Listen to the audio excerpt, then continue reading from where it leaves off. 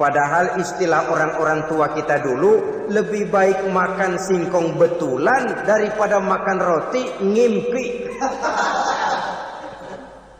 Artinya uang yang 1.000-2.000 rupiah itu lebih baik dibelikan beras, dimasak, makan bersama anak dan istri, terasa nikmat dan halalnya, ketimbang beli kertas lalu ngelamun, menghayal, menghitung yang bukan-bukan.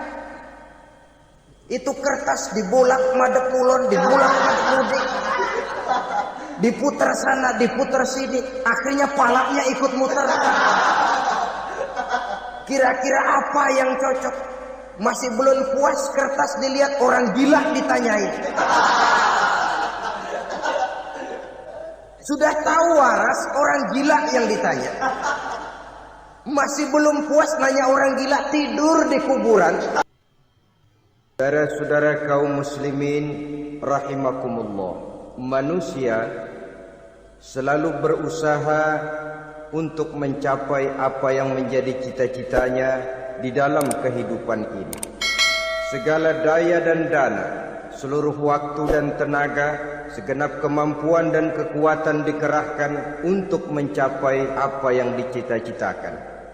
Ada orang yang di dalam berusaha mencapai cita-citanya tetap berpegang teguh kepada kaidah dan norma-norma yang harus dipatuhinya, baik itu norma-norma kehidupan bermasyarakat, berbangsa dan bernegara, lebih-lebih lagi itu menyangkut norma-norma kehidupan beragama.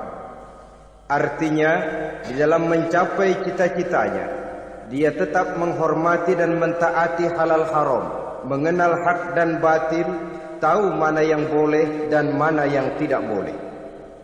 Tetapi di lain pihak, tidak jarang, bahkan banyak sekali orang-orang yang di dalam usaha mencapai cita-citanya terjebak dalam prinsip menghalalkan segala macam cara untuk mencapai satu tujuan. Tidak ada lagi kaedah dan norma-norma yang harus ditaatinya. Ia tidak peduli dengan halal dan haram. Ia tidak kenal hak dan batil. Ia tidak tahu mana yang boleh dan mana yang tidak boleh. Segala cara dilaksanakan asal tujuan tercapai. Maka lahirlah orang-orang yang mengambil jalan pintas dan potong kompas dalam usaha mencapai apa yang menjadi cita-cita dan tujuan dalam kehidupannya. Begitulah kita lihat dalam kehidupan ini. Yang di bawah ingin cepat naik ke atas, sementara yang di atas bertahan tidak mau turun dari takhta dan singgasananya. Maka terjadilah benturan-benturan nilai dan kepentingan. Terbentuklah klik, klin, grup, dan sindikat-sindikat yang menyerupai mafia, di mana nilai objektivitas sudah sangat sulit ditemukan. Yang celakanya lagi, lahirlah budaya jilat menjilat, upeti, dan lain sebagainya, asal tujuan bisa tercapai. Sementara itu yang miskin ingin cepat menjadi kaya, sedang yang kaya ingin menjadi lebih kaya lagi. Kalau boleh tidak hanya sekedar dia saja yang kaya, anaknya harus kaya. Cucunya tidak boleh miskin dan kere. Bahkan cucu daripada cucunya pun harus jadi orang-orang kaya. Ini keinginan yang wajar. Setiap orang tua tentu tidak ingin meninggalkan anak cucunya dalam keadaan miskin dan terlunta-lunta.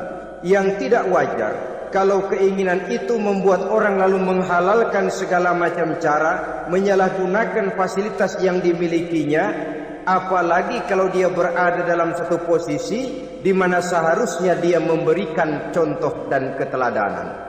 Maka akibatnya timbullah krisis wibawa, yang dari krisis wibawa ini mengendorlah disiplin. Sesungguhnya orang lalai, orang tidak mau berdisiplin karena di mukanya, di matanya, dalam pandangannya tidak ada lagi orang yang dianggapnya berwibawa. Dan wibawa itu hilang oleh karena orang merasa tidak ada keteladanan yang patut dijadikan contoh dalam kehidupannya. Inilah sesuatu yang kurang dirasakan di zaman kita sekarang ini. Bukan kurangnya teori, bukan kurangnya segala macam kaedah dan dalil, tetapi yang kita rasakan sekarang ini kurangnya contoh dan keteladanan dari orang-orang yang seharusnya memberikan contoh dan keteladanan itu. Berangkat dari sejarah dan kehidupan Rasulullah sallallahu alaihi wasallam, keberhasilan yang beliau peroleh salah satu dasar utamanya ialah satunya kata dan perbuatan. Tidak bermental ganda, tidak bermain minyak di atas air, tidak menggunting dalam lipatan. Lidahnya adalah hatinya, ucapannya adalah perbuatannya, dan apa yang beliau ajarkan kepada orang lain, beliaulah pelaksana pertamanya. Saudara-saudara kaum muslimin rahimakumullah. Sementara itu pada sisi lain, yang miskin ingin cepat menjadi kaya, maka ia terjebak dalam prinsip tujuan menghalalkan cara apapun saja dilaksanakan asal dia bisa segera menjadi kaya. Maka salah satu jalan yang banyak dilaksanakan orang untuk mencapai kekayaan tanpa harus peras keringat dan banting tulang seperti umumnya orang adalah melalui satu jenis permainan yang umumnya kita kenal dengan nama judi.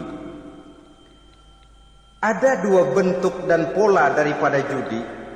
Walaupun seiring dengan kemajuan ilmu pengetahuan dan teknologi canggih, peradaban manusia semakin tinggi, maka jenis macam judi yang dimainkan oleh manusia ikut-ikut menjadi canggih.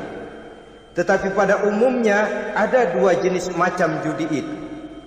Pertama, ada judi yang dilakukan secara langsung, dalam arti seorang petaruh berhadapan dengan bandar atau orang berhadapan dengan orang. Dari judi yang dilaksanakan secara langsung ini, efek negatif yang segera bisa kita lihat dengan nyata. Pertama, timbulnya rasa dendam dan permusuhan. Walaupun orang nampak duduk berhadap-hadapan, walaupun kelihatannya mereka tertawa satu sama lain, tapi yakinlah itu cuma sekedar kulit saja.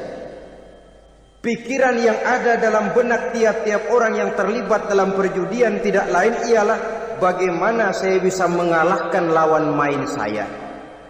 Akibatnya tentu bisa kita pastikan akan timbullah dendam dan permusuhan bagi yang kalah, akan timbullah rasa sombong dan menganggap remeh orang lain bagi yang menang.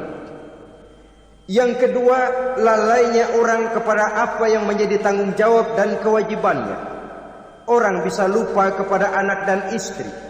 Kalau kepada anak dan istri saja sudah bisa lupa, apalagi kepada yang lain, sebab anak dan istri memang merupakan bagian daripada kehidupan kita. Konon lagi saudara, konon lagi keluarga yang lain, anak istri saja bisa terlupakan oleh penyakit dan permainan yang bernama judi ini. Yang ketiga, hilangnya rasa sayang kepada harta. Harta yang didapatnya dengan peras keringat dan banting tulang. Mungkin pergi pagi dan pulang sore. Setibanya dia di meja judi, apalagi uang tadi sudah bertukar dengan dalam bentuk koin, maka rasa sayang kepada harta itu tidak akan pernah ada lagi. Tetapi saudara-saudara, bagaimanapun juga, judi dalam artian langsung semacam ini hanya melibatkan orang-orang tertentu. Artinya selektif. Ada judi yang lebih berbahaya daripada jenis ini, perjudian massal. Taruhlah roulette dan kasino itu judi. Tetapi judi jenis roulette dan kasino ini bahayanya hanya untuk orang-orang tertentu yang memang sudah mapan, kelompok elit. Masa iya bocah angon di kampung main roulette? Apa ia yang tinggal di pinggir kali kenal kasino? Ya entahlah kalau kasino Prambos ya. Dari judi massal semacam ini lahirlah penyakit yang dinamakan tulul amal. Tulul amal, orang yang terlalu panjang angan-angan. Bukan tidak boleh orang bercita-cita, sebab cita-cita itu perlu. Katanya manusia tidak makan masih bisa hidup 1 bulan lebih. Manusia tidak minum masih bisa hidup 3 hari lebih. Tapi manusia tidak punya cita-cita 1 jam pun dia tidak akan bisa hidup. Karena faktor yang membuat kita bergairah menghadapi kehidupan, faktor yang mendorong kita untuk tetap berusaha dan tegar menghadapi resiko, karena adanya cita-cita di dalam kehidupan kita. Tetapi cita-cita tanpa direalisir dengan usaha, cita-cita yang tidak berangkat dari kemampuan yang ada, pada akhirnya hanya akan merupakan cita-cita yang mengawang, tidak akan terwujud dalam kenyataan, dan akan membentuk manusia menjadi orang yang tulul amal, panjang angan-angan, terlalu muluk keinginan, tidak berangkat dari kemampuan dan kesanggupan yang ada pada dirinya sendiri.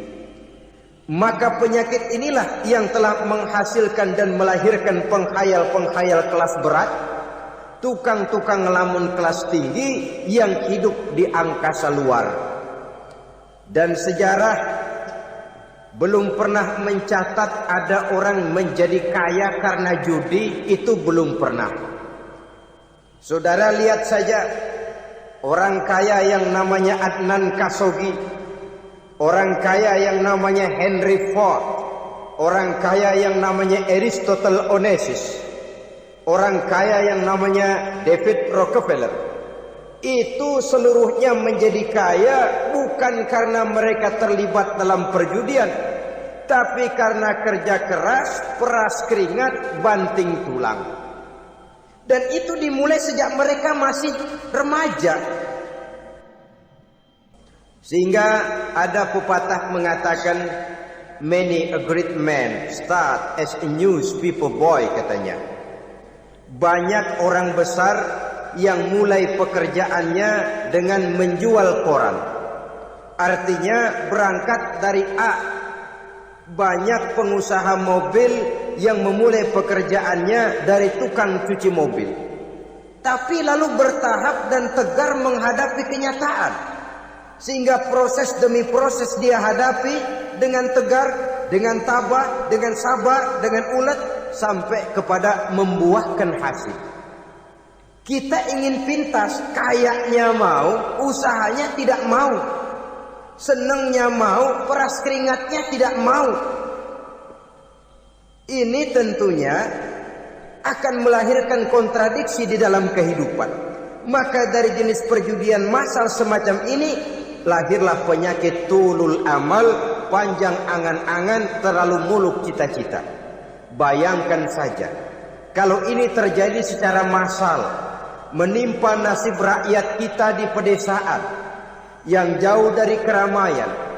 Tiap hari mereka didina-bobokkan oleh gambaran tentang akan diperolehnya uang dalam jumlah yang banyak dengan angka nol yang berentet.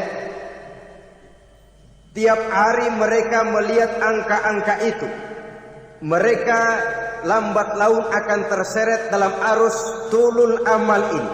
Panjang angan-angan, muluk cita-cita, hanya dengan mengandalkan meja perjudian. Akibatnya timbul penyakit yang kedua, yang ketiga, yaitu malas berusaha.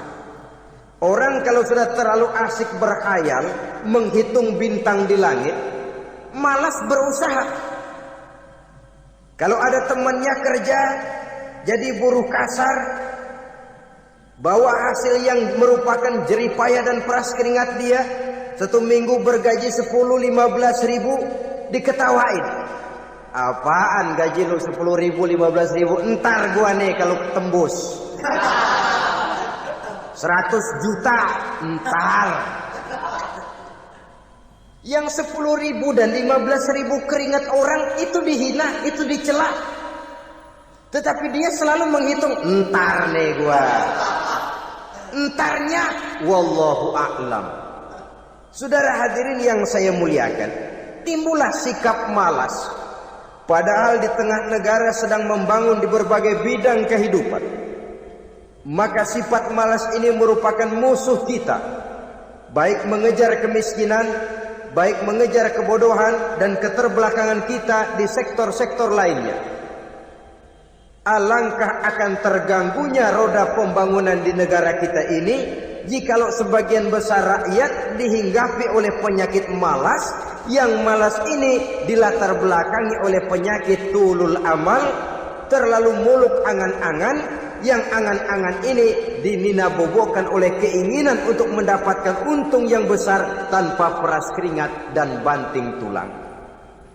Sasaran yang lebih jauh Dan ini yang paling kita khawatirkan, hancurnya kubu-kubu pertahanan moral daripada bangsa kita. Kita sependapat bahwa lebih penting daripada membangun jembatan adalah membangun manusia yang membangun jembatan. Bahwa lebih penting daripada mengaspal jalan raya adalah membangun mental manusia yang melaksanakan pengaspalan itu. Dengan kata lain, membangun dan mempersiapkan manusia pembangunan. Tanpa itu, maka saya merasa khawatir kalau nanti kita tidak akan sampai kepada target yang kita harapkan oleh karena kandas di tengah jalan. Saudara-saudara kaum muslimin rahimakumullah. Islam sebagai agama yang mengajarkan manusia untuk berusaha dan mengeluarkan segala kemampuan untuk melaksanakan segala usahanya itu, sangat membenci sifat malas, sangat membenci sifat tulul amal atau panjang angan-angan. Dan oleh karena judi melahirkan dua sifat itu, Islam sangat menganjurkan pengikutnya untuk menjauhi segala macam jenis perjudian, baik yang terang-terangan maupun yang dilakukan secara samar-samar, tidak ketara, judi canggih sesuai dengan canggihnya teknologi daripada manusia itu sendiri.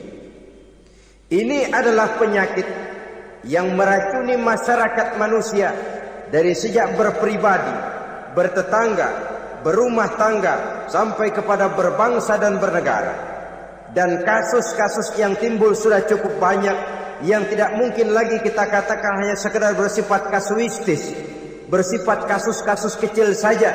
Sebelum riaknya naik ke permukaan, marilah kita membuat benteng untuk masing-masing pribadi muslim memelihara dan menjaga diri, jangan terseret dalam permainan yang bernama judi, apapun bentuknya, bagaimanapun cara dan ragamnya. Karena jelas bahayanya lebih besar daripada manfaatnya.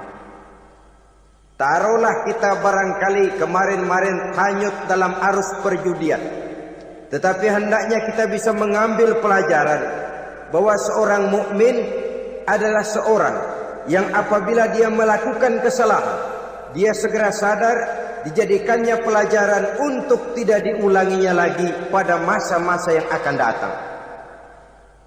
Dengan sikap semacam itu, kita tidak lagi akan mengulangi kesalahan-kesalahan lama, dan grafik kehidupan kita dari hari ke hari akan makin menunjukkan hal-hal yang baik dan positif adanya. Saudara-saudara kaum muslimin rahimakumullah.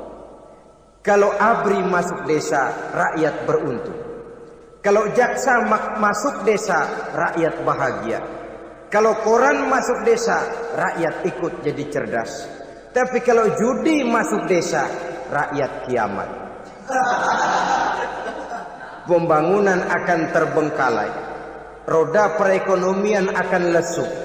Karena mestinya orang membelanjakan uang untuk sesuatu yang dia perlukan, akhirnya dia belanjakan untuk sesuatu yang dia tidak perlukan, karena gambaran, khayalan akan mendapat keuntungan yang jauh lebih besar lagi. Padahal istilah orang-orang tua kita dulu, lebih baik makan singkong betulan daripada makan roti ngimpi.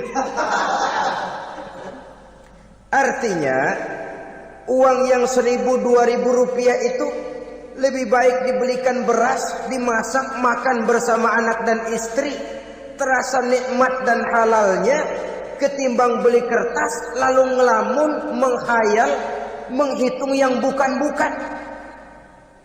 Itu kertas dibolak madep ulon, dibolak madep mudik, diputar sana, diputar sini, akhirnya palanya ikut muter.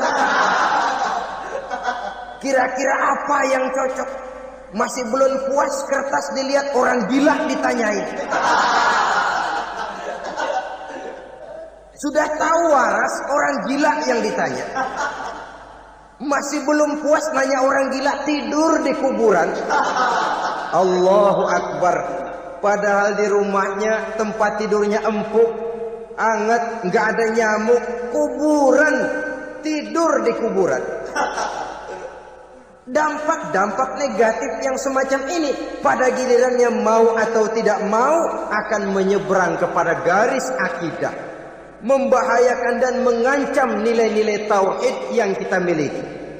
Sudah kertas dibolak-balik, tidak puas, orang gila ditanya. Orang gila ditanya belum maram, tidur di kuburan. Barangkali ada bisikan. Saudara hadirin yang saya muliakan, memang walaupun wahyu sudah berhenti, tapi Allah masih memberikan ilham kepada hamba-hambanya yang dikehendakinya. Tetapi ilham itu bentuknya positif. Kalau saudara pagi-pagi berniat, tahu-tahu datang pikiran nanti malam mau ngaji, itu namanya ilham. Kalau saudara sedang merenung, tahu-tahu datang pikiran, saya mau sedekah, itu namanya ilham, bentuknya positif. Tapi kalau ngelamun, tahu-tahu datang pikiran nomor sekian sekian sekian pasang, itu bukan ilham, itu belis. Saudara hadirin yang saya muliakan, tidak puas tidur di kuburan, cari yang lebih paten lagi, dukun ditanya. Nah, saya ingin menuduhkan persoalan. Apa tidak boleh orang ziarah kubur? Apa tidak boleh orang pergi ke dukun? Ini dalam kaitannya dengan judi, karena ini penyakit yang sudah merajalela, mewabah di kalangan masyarakat kita di lapisan yang bawah. Saudara hadirin yang saya muliakan, ziarah kubur bukan saja boleh, malah dianjurkan oleh Nabi. Tetapi ziarah kubur yang dianjurkan oleh Nabi itu dengan tujuan pertama, agar orang ingat kepada mati. Kafa bil mauti wa'izah, kata Nabi. Cukup dengan mengingat mati menjadi pelajaran bagi kamu semua. Maka etikanya diajarkan, kalau saudara ziarah kubur sampai di depan pintu kubur itu kan, Assalamualaikum ya ahlal kubur wa inna insyaallahu bikum lahikun. Kami satu saat insya Allah pasti akan menyusul kamu. Kalau kamu sekarang berbaring di sini, satu saat kami akan berbaring di sini. Ziarah kubur mengingatkan orang kepada mati. Orang yang ingat kepada mati, gaya hidupnya lain dengan orang yang tidak ingat mati. Nah, orang kalau nggak ingat mati, gaya hidupnya nggak terkontrol.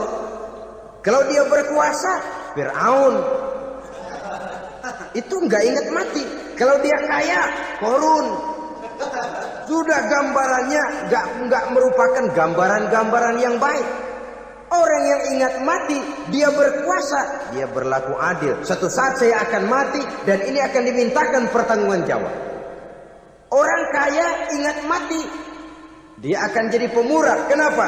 Kalau saya diberikan ilmu, pertanyaan akhirat cuma satu, ilmumu kau amalkan untuk apa? Kalau saya diberikan umur panjang, pertanyaan akhirat cuma satu, umurmu kau habiskan di mana? Tapi jikalau saya diberikan harta, pertanyaan akhirat ada dua, hartamu kau dapat dari mana, kau belanjakan kemana? Depannya ditanya, belakangnya ditanya, dapat dari mana, dibelanjain kemana? Sebab dua-duanya berkaitan dengan kegiatan. Kadang-kadang dapatnya dari jalan yang baik, tapi keluarnya ke tempat yang tidak baik, itu pun tidak betul. Atau dapatnya dari yang tidak baik, tapi dibelanjakan untuk yang baik, itu pun tidak bisa diterima. Oleh karenanya, dengan mengingat mati, gaya hidup seseorang jadi terkontrol karenanya. Yang kedua, dianjurkan kita untuk berziarah kubur itu mendoakan orang-orang yang sudah meninggal. Mal mayyitu fi qabrihi illa kal gharikil mutaghawis, kata Nabi. Orang yang sudah meninggal itu di alam barzaknya adalah seperti orang yang tenggelam di lautan, menunggu doa dari keluarganya yang masih hidup. Apakah itu anaknya, kemenakannya, cucunya, dan lain sebagainya. Adapun yang kalau kita ziarahi itu kuburnya orang-orang yang kita tahu merupakan orang soleh, orang yang berjiwa bersih, yang kita kenal ketakwaannya kepada Allah Subhanahu wa taala, tidak ada salahnya kita bertabarruk, asal jangan dengan satu keyakinan bahwa dia secara mandiri bisa mendoakan kita. Dia hanya bisa melakukan itu hanya dengan izin Allah. Nah, umumnya orang kalau sudah ziarah ke kubur-kubur keramat itu Allahnya kelupaan. Itu yang dikhawatirkan merusak dan mengganggu akidah. Sehingga di awal-awal perkembangan Islam, Nabi pernah melarang orang ziarah kubur itu. Ini bisa kita simak dari hadis, kuntu nahaitukum an ziyaratil qabri fazuruha. Dahulu aku pernah melarang kamu untuk ziarah kubur. Adapun sekarang kalau mau ziarah, ziarahlah kamu. Kata-kata dulu aku pernah melarang kamu itu menggambarkan bahwa pada permulaan perkembangan Islam, nilai keimanan para sahabat masih rapuh, masih lemah, masih memerlukan pembinaan.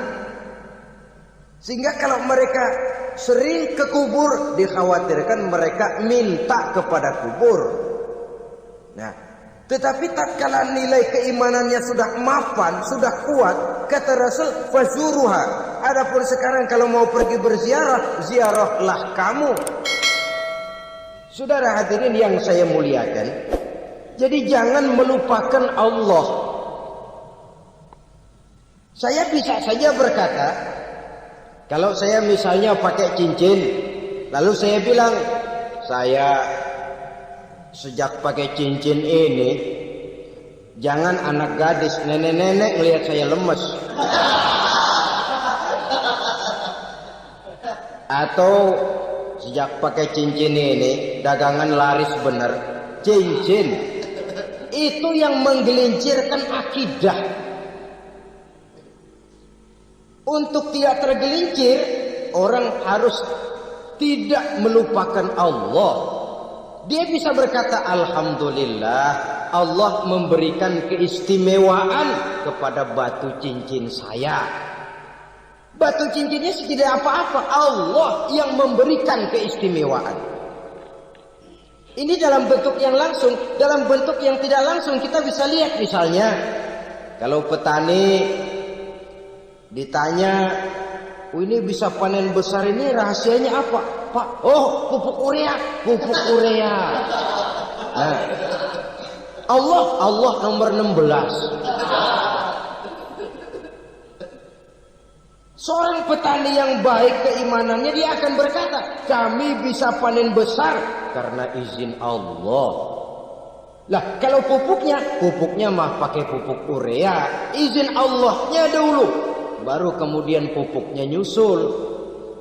Jadi sebenarnya bukan cuma pergi ke dukun yang bisa merusak keimanan, pergi ke dokter juga bisa loh merusak keimanan.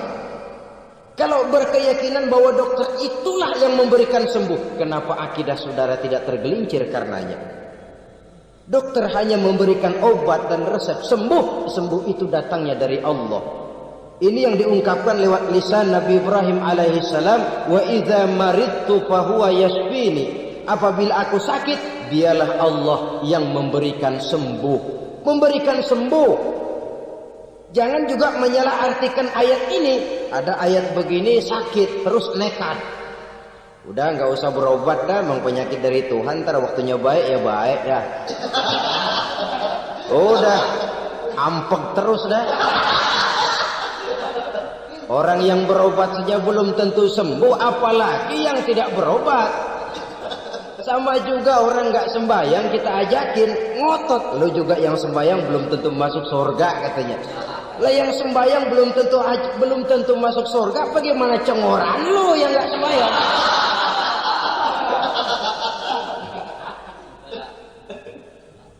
Saudara hadirin yang saya muliakan, kaum muslimin yang berbahagia. Jadi dengan demikian, maka jangan menghilangkan Allah. Kita, ajaran pokok dalam Islam adalah ajaran tentang tauhid. Nah, tauhid ini menyangkut mengesahkan Allah, baik di dalam zatnya, baik di dalam sifatnya, baik di dalam perbuatannya, baik di dalam beribadah kepadanya.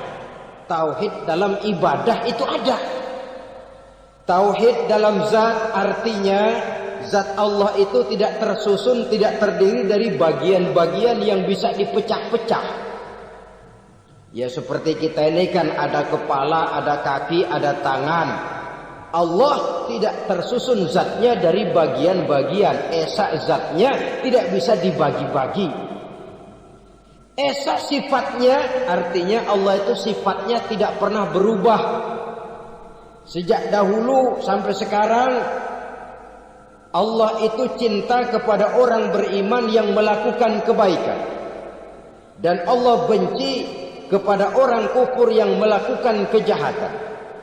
Mustahil satu saat Allah berubah. Orang kufur yang berbuat kejahatan didemenin, orang mukmin yang berbuat kebaikan dikeselin.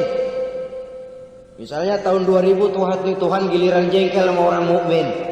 Itu mustahil, dia esa di dalam sifatnya. Lain dengan sifat kita manusia. Sifat kita ini kan relatif. Ada saatnya kita senang, lain saat yang kita senang betul kita caci maki. Hari ini kita caci maki, besok kita puji. Lihat teman kaya, habis kita omongin. Boleh jadi dia kaya, kenapa? Dukunnya 36. Begitu kita habis caci maki begitu, dia datang ngasih duit sama kita. Cacian itu bisa berubah menjadi pujian. Lu ya emang bukan main dah. Sifat kita itu relatif, bisa terpengaruh oleh situasi dan kondisi. Saudara hadirin yang saya hormati, kaum muslimin yang berbahagia, Allah juga esa di dalam perbuatannya. Artinya di dalam menciptakan apapun yang akan diciptakan oleh Allah, di dalam melakukan apapun yang akan dilakukan oleh Allah, tidak terikat kepada faktor lain, tidak memerlukan bantuan lain. Dia adalah mutlak. Nah, kemudian kita mengesahkan Allah dalam zatnya, mengesahkan Allah dalam sifatnya, mengesahkan Allah dalam perbuatannya. Belum tentu berarti kita mengesahkan Allah dalam ibadahnya. Sebab banyak orang yang yakin betul Allah itu esa, teguh dengan pendiriannya. Tuhan lu siapa? Allah. Allah bagaimana? Esa. Bagaimana kalau 2? Kagak. 3? Enggak. Mantap. Soal tahlil paten. Tapi dalam ibadah kadang-kadang dia tidak mentauhidkan Allah. Ini makna wa ma umiru illa liya'budullaha mukhlisin. Kami tidak memerintahkan kepadamu kecuali untuk beribadah kepadaku, kata Allah, dengan ikhlas. Beribadah kepada Allah dengan ikhlas itu artinya apa? Beribadah hanya untuk Allah saja. Nah, kalau hanya untuk Allah saja, lalu kita minta berdoa di depan kuburan orang yang soleh, apa syirik? Tidak syirik. Kalau kita berkeyakinan bahwa orang tempat kita memanjatkan doa itu hanya bisa mendoakan kita dengan izin Allah. Dia sendiri tidak punya kekuasaan apa-apa. Tanpa izin Allah, dia tidak bisa berbuat apa-apa. Itu tidak menyebabkan orang menjadi syirik. Sama saja dengan kalau saya berkata tadi, alhamdulillah Allah telah memberikan keistimewaan kepada batu cincin saya. Apa salahnya Allah memberikan keistimewaan kepada benda-benda mati? Allah memberikan keistimewaan kepada Hajar Aswad, benda mati. Allah memberikan keistimewaan kepada Masjidil Haram, benda mati. Allah memberikan keistimewaan kepada Ka'bah, benda mati. Orang tawaf keliling Ka'bah, sembahyang di Masjidil Haram, sujud menghadap kepada Ka'bah. Apakah jadi syirik? Tidak, kita tidak menyembah Ka'bahnya, kita menyembah yang punya Ka'bah itu. Nah, di sini kita lihat bahwa fungsi Ka'bah hanya merupakan wasilah. Tapi kalau Allahnya kita hilangkan, jadilah kita penyembah batu. Hanya saja batu itu berbentuk 4 bernama Ka'bah. Sa'i, orang yang melaksanakan haji, lari-lari antara Safa dan Marwah, amalan apa itu? Seakan-akan kita menghormati bukit-bukit, gunung-gunung. Tapi bukan itu yang kita tuju dalam pelaksanaan sa'i itu. Yang kita tuju adalah ini perintah Allah. Allahnya yang diutamakan. Maka hal semacam ini tidak menyebabkan orang menjadi syirik dan tergelincir dari tauhid. Tapi kalau ziarah kubur dengan niat cari buntutan, cari nomor yang cocok, ini niatnya saja sudah salah. Nah, kalau berangkat dengan niat yang salah, sampai di sana saya yakin, seyakin-yakinnya amalannya pasti salah. Lah, kubur yang diziarahin bukan kubur orang soleh. Ya mana ada orang soleh ngasih kode buntut. Ada juga orang salah, bukan orang soleh itu. Kadang-kadang dia nggak tahu kuburan siapa, nongkrong aja di situ. Memang sulit, saudara-saudara. Mental ya, namanya mental. Kalau memang mental sudah mental judi, apa saja bisa dijudiin. Jadi orang nggak perlu sebenarnya pemerintah terlalu gini, nggak usah. Kembali saja kepada mental. Kalau mental memang sudah mental judi, apaan aja bisa dijudiin. Pulang tengah malam nabrak babi, babi yang keluar nih.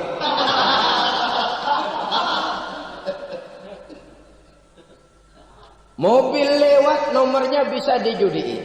Bajai lewat, bajai bisa dijudiin. Mental. Kalau memang mental sudah mental judi, apapun saja bisa dijudikan. Saudara hadirin yang saya muliakan, lalu bagaimana dengan dukun? Ya, saudara hadirin, pergi ke dukun hakikatnya sama dengan pergi ke dokter. Orang berusaha melaksanakan yang namanya syariat, hakikatnya kembalikan kepada Allah. Syariatnya kita laksanakan. Tetapi, nah ini tetapi. Yang pertama, saudara harus tahu betul dukunnya itu. Bayang apa enggak? Agamanya kuat apa enggak? Sebab, ya tentu tidak ada dukun yang jelek. Karena pada umumnya, penyakit dukun itu kan nyohor. Iklan lewat koleha-kolehanya.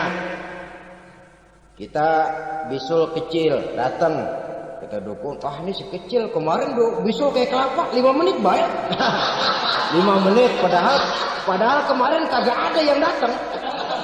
Diolah sedemikian rupa supaya orang mantap. Jadi jangan asal sembarangan. Kadang-kadang lihat potongan dukunnya aja kita ngeri. Mukanya sudah kremot, nggak pernah tersentuh air wudhu. Jangankan air wudhu, mandi aja jarang. Yang kayak begini yang dipegang mati-matian, yang dipercayai habis-habisan, akan kita kemanakan tauhid kita ini? Apalagi kalau perginya sudah dengan niat mencari nomor yang jitu. Itu saya katakan lagi tadi, berangkat saja sudah dengan niat yang salah. Orang berusaha silakan. Sama juga kita ke dokter.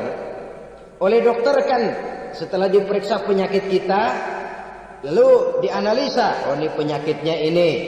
Kemudian diberikan obat. Lah, obat itu kan tentu ada aturan minumnya tuh. Yang kapsul ini sehari 3 kali, yang tablet ini sehari 2 kali. Kalau kita minumnya kelebihan, overdosis namanya. Saking pengen cepet baik, sekali minum 10 tablet. Ya memang nggak sakit-sakit lagi, tapi nggak hidup sudah. Habis.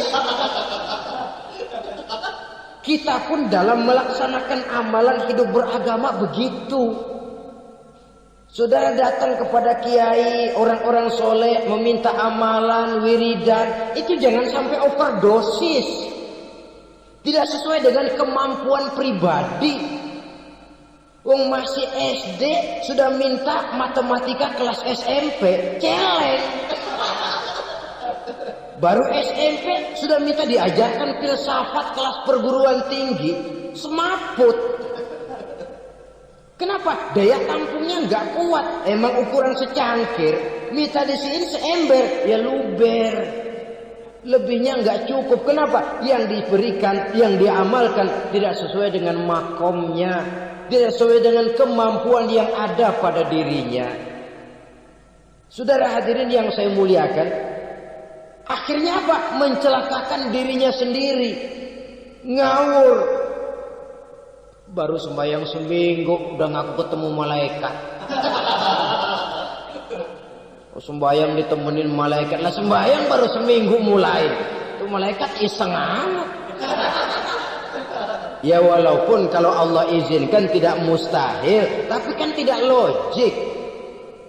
Orang yang melaksanakan ibadah puluhan tahun memerlukan riyadhah dan latihan, khusyuk dan tawadhu, penuh tazallul, merendahkan diri di hadapan Allah, belum tentu mendapat karunia yang semacam itu. Saudara hadirin yang saya muliakan, jadi dengan kata lain, yang pertama, lihatlah dulu kualitas dukun yang akan saudara datangi itu. Ini kualitas black apa kualitas white, aspal apa cat putih. Sehingga jangan sampai kita salah pilih. Sebab biasanya orang kalau sudah hanyut di kali, rumput pun dia pegangi. Dia tahu kalau rumput tidak akan bisa menahan bobot badannya, tapi karena posisinya posisi terjepit, rumput pun dia pegang. Ini satu gambaran psikologis betapa orang dalam keadaan panik, kepepet, kejepit, yang tidak mestinya dipegang pun akan dipegangnya juga.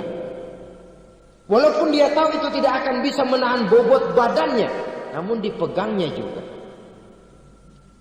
Oleh karenanya, yang pertama, lihat dulu kualitas dukunnya. Yang kedua, saudara-saudara, jangan berkeyakinan bahwa dukun itulah yang memberikan permintaan saudara. Si dukun hanya bisa dengan izin Allah. Nah ini kuncinya. Kalau izin Allahnya dihilangkan, dan ini yang jarang. Biasanya kalau kita diajak ke dukun, di sono aja noh paten banget. Abah ano, abah ini, abah ano, abah.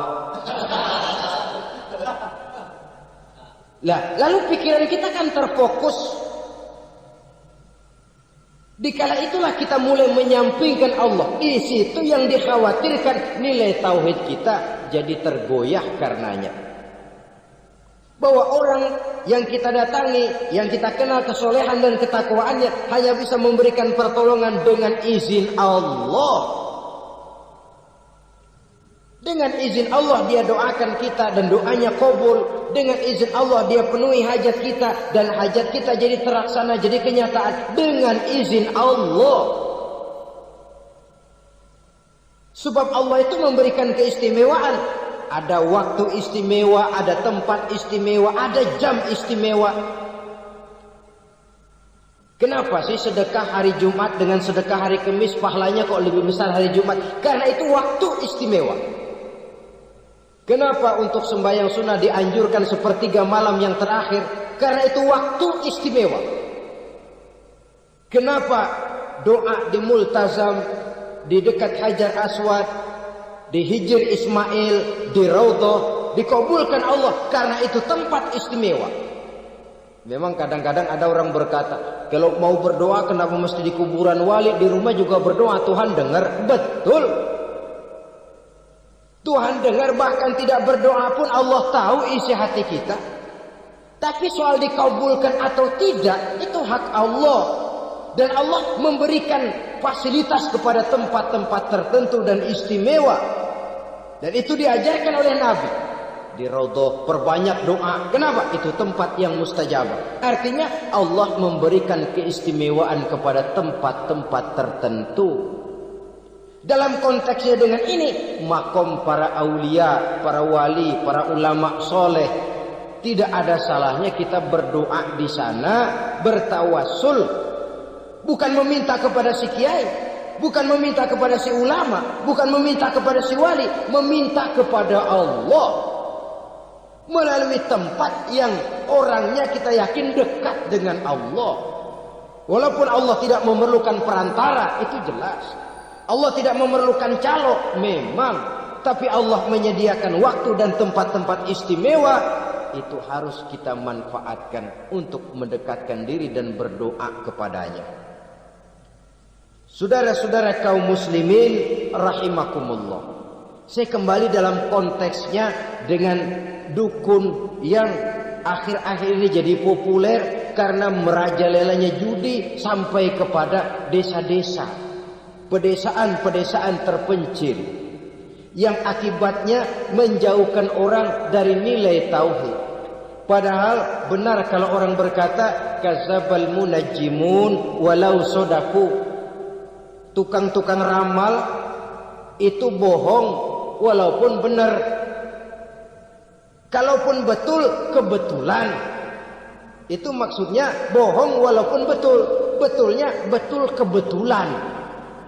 Maka para remaja itu biasanya gemar kepada membaca bintang Anda minggu ini. Kan begitu toh? Nah, apa Aries, apa Virgo, apa Leo dan sebagainya. Dan itu memang menarik untuk dibaca. Rezeki sebelah kulon. Asmara anget. Saudara hadirin, hal yang semacam ini boleh saja untuk dibaca, tapi tidak untuk diyakini kebenarannya. Boleh saja untuk dibaca, tapi tidak untuk diyakini kebenarannya. Karena meyakini kebenarannya sama saja dengan mendahului Allah. Dan itu bisa menggelincirkan nilai-nilai tauhid kita. Tauhid dalam ibadah saya katakan tadi, menyembah hanya kepada Allah, bermohon hanya kepada Allah dengan menggunakan fasilitas-fasilitas yang disediakan oleh Allah, baik berupa waktu maupun tempat-tempat tertentu. Dan orang-orang, kalau waktu dan tempat saja ada yang diberikan keistimewaan oleh Allah, padahal tempat itu benda mati, apalagi manusia yang merupakan makhluk hidup. Saudara hadirin yang saya muliakan, saudara-saudara kaum muslimin yang berbahagia, sehingga dengan demikian kita tetap menjaga nilai-nilai akidah. Dan dengan ini syariat kita laksanakan tanpa membuang hakikat. Sebab hakikat tanpa syariat itu kosong. Syariat tanpa hakikat juga tidak ada tujuan. Yang penting hati bersih, nggak sembahyang nggak apa-apa. Mana bisa begitu, Mas? Kalau memang hati bersih nggak usah sembahyang nggak apa-apa. Nabi Muhammad dulu berhenti dong sembahyang. Sebab beliau orang yang hatinya paling bersih.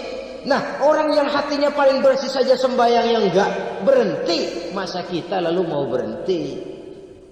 Yang penting kan kita bisa dekat dengan Allah melalui perasaan. Banyak-banyak ingat. Apa itu sembahyang? Macam-macam. Itu hakikat saja tanpa syariat ia tidak bisa.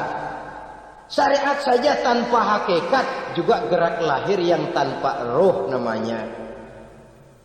Kita melakukan sholat tapi kita tidak tahu untuk apa kita sholat dan kenapa kita sholat dan siapa yang kita sembah di dalam kita sholat. Sehingga dengan demikian keduanya tidak bisa terpisahkan satu sama lain. Seperti halnya kulit dan isi.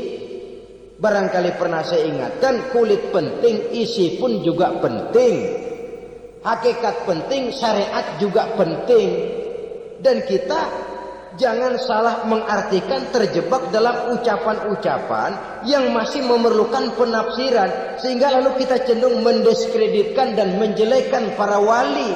Misalnya ada ucapannya Syekh Abdul Qadir Jailani yang berkata begini, barang siapa yang masuk ke rumahku lalu ia memakan makananku, maka ia akan masuk surga. Ini kalau ucapan ini dipahami secara apa adanya, ya jelas orang bisa tergelincir. Tapi kalau ditafsirkan secara betul, siapa yang masuk ke dalam rumahku? Di mana rumah Syekh Abdul Qadir? Di mana umumnya rumah para wali? Di masjid. Jadi siapa yang masuk ke dalam rumahku?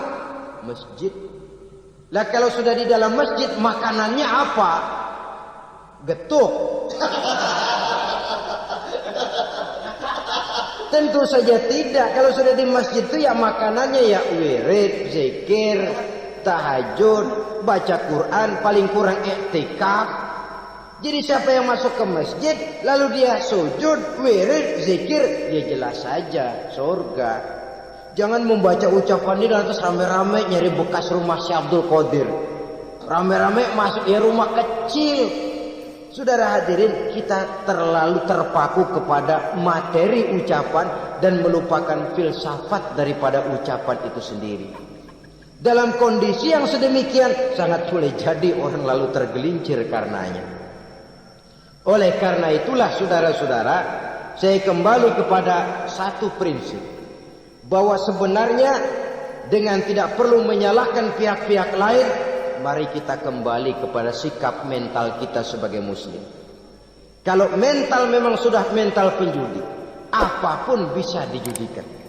Tapi kalau mental itu tidak ada, walaupun di kiri kanan dan depan belakang banyak dibuka tempat-tempat perjudian, saya yakin kita akan mampu menahan dan menjaga diri.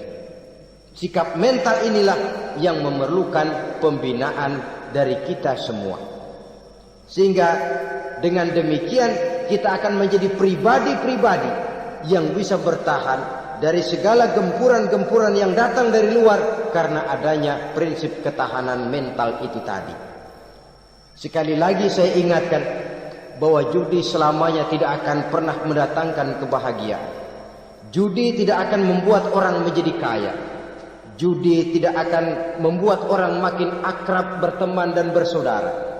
Yang jelas, judi melahirkan permusuhan dan dendam, membangkitkan rasa malas, memulukan angan-angan tanpa mau peras keringat dan banting tulang, melalaikan orang dari tanggung jawab dan kewajibannya, membuat ia lupa kepada anak, istri dan seluruh keluarganya, dan pada akhirnya dia akan terjebak dalam satu permainan yang makin menjauhkan dia dari proses kesadarannya sebagai manusia.